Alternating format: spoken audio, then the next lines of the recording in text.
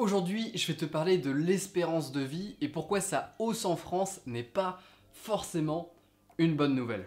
Alors, je ne dis pas que l'espérance de vie qui monte en elle-même est une mauvaise nouvelle, je dis juste que simplement regarder ça, c'est ne regarder qu'un prisme en fait et c'est oublier qu'il y a un autre indicateur qui lui est également important à mesurer et qui s'appelle l'espérance de vie en bonne santé. En fait, l'espérance de vie en bonne santé, c'est l'âge moyen qu'une population peut atteindre sans avoir de maladie dégénérative qui va lui faire perdre son autonomie. Et si je te dis que la hausse de l'espérance de vie en France n'est pas forcément une bonne nouvelle, c'est parce que l'espérance de vie en bonne santé, elle n'est pas en hausse. Elle stagne, voire elle descend sur certaines années. Et donc, plus l'espérance de vie va monter sans que l'espérance de vie en bonne santé monte aussi, plus ça veut dire qu'on devient meilleur en fait dans le fait de soigner, mais qu'on est moins bon, ou en tout cas qu'on ne s'améliore pas dans nos conditions de vie, dans notre hygiène de vie en fait, pour éviter toutes ces maladies dégénératives. Si tu es nouveau sur cette chaîne, je parle de nutrition et d'hygiène de vie au service de ton énergie dans la vie de tous les jours pour maximiser ta concentration, ta performance et donc ton impact au quotidien, que ce soit dans tes projets professionnels ou personnels. Le truc, c'est qu'aujourd'hui, c'est un petit peu la norme de mal vieillir, entre guillemets, en tout cas de prendre toutes ces maladies après la soixantaine. Il y a une conversation avec quelqu'un, avec un ami de ma famille qui m'avait marqué. On fêtait, de mémoire, ça devait être ses 55 ans. Et il m'a dit cette phrase que je retiendrai et qui m'a vraiment marqué, qui était « Ça y est, on y est, j'ai 55 ans, là c'est le moment où on va commencer à choper toutes les merdes et de toute façon je pourrais pas y échapper ». Et ça m'a vraiment marqué parce que je me suis rendu compte que ça représentait beaucoup notre manière de penser, en fait, de penser qu'on n'avait pas forcément de pouvoir là-dessus. Et peut-être que toi aussi tu penses que tu n'as pas de pouvoir là-dessus et que de toute façon en vieillissant tu vas forcément attraper certaines maladies. Et c'est normal parce qu'on ne nous apprend pas à l'inverse en fait. En Occident, on est très bon pour soigner et pas forcément pour prévenir. Alors on a un secteur médical absolument incroyable et en plus la période actuelle à laquelle je poste cette vidéo est assez représentative de la qualité de notre service médical. On est très bon pour soigner, mais là où on est moins bon, c'est pour prévenir. Là où par exemple en Asie, dans la culture de l'Est, ils vont avoir un peu plus de facilité, un peu plus une culture autour de la prévention, et peut-être un peu moins dans le soin en lui-même. Si demain j'ai un grave accident de la route, je suis très content de vivre en France. Et du coup ça entraîne un phénomène psychologique qui s'appelle l'impuissance apprise. L'impuissance apprise, c'est quand il y a une expérience en fait qui avait été faite où on avait enfermé un chien dans une boîte et ce chien, on lui envoyait des petites décharges électriques. Et en fait, ce chien avait la possibilité de sauter dans la deuxième partie de la boîte, donc il y avait une petite barrière, il pouvait sauter dans la deuxième partie de la boîte et s'il était dans cette partie-là, il n'y avait pas de choc électrique. Donc à partir de là, il ancrait qu'il avait qu'à passer de l'autre côté et il n'aurait aucun choc électrique. En revanche, avec un autre chien qu'on a mis dans une autre boîte, où le fait d'aller de l'autre côté de la boîte ne changeait rien à son choc électrique, et même si on le passait dans une autre boîte qui elle était divisée en deux de manière à ce qu'il pouvait éviter le choc, le chien ne tentait absolument plus rien parce que il avait appris, on va dire qu'il avait ancré son impuissance par rapport aux conséquences.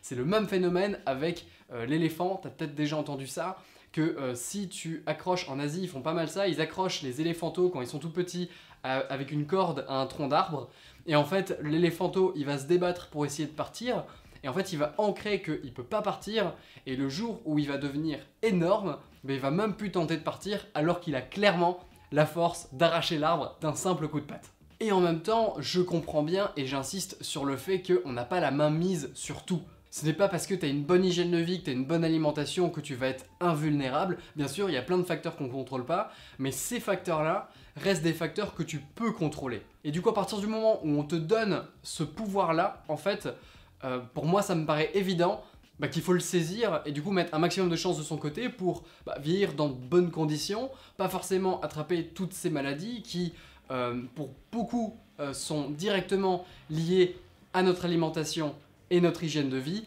Et du coup, est-ce que ça vaudrait pas le coup de se concentrer sur ces facteurs sur lesquels toi tu as de l'impact pour optimiser tes chances de mieux vieillir, mieux gérer ton énergie et mieux vivre ta vie en fait au quotidien, et que ces années que tu gagnes grâce à la hausse de l'espérance de vie soient des années pleinement vécues et non pas des années où tu as perdu toute autonomie et où tu vas être dépendant de ton entourage. Et j'insiste sur ces facteurs sur lesquels tu as de l'impact. Effectivement, on connaît tous une personne qui était en bonne santé, faisait attention à son hygiène de vie et qui est tombé tout de même malade ou qui a eu quand même des problèmes de santé. Comme je le répète, ça te rend pas forcément invulnérable, mais tu as les statistiques de ton côté. Je connais aussi des personnes, il y a un couple dans ma famille qui m'inspire beaucoup, qui est un couple dont l'homme a 81 ans et la femme a 71 ans.